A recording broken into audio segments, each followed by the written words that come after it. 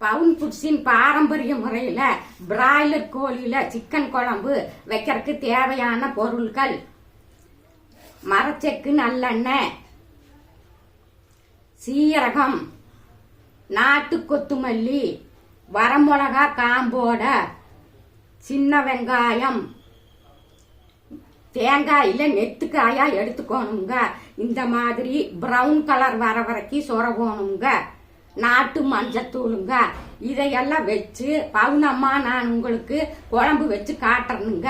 இது டைப் ஒண்ணுங்க. இந்த மாதிரி நிறைய டைப்ல விதவிதமா பொருள்களை சேர்த்தி உங்களுக்கு பவுன் ஃபுட்ஸின் பாரம்பரிய முறையில குரு வைத்திய உணவே மருந்தாக செஞ்சு காட்டுறனுங்க.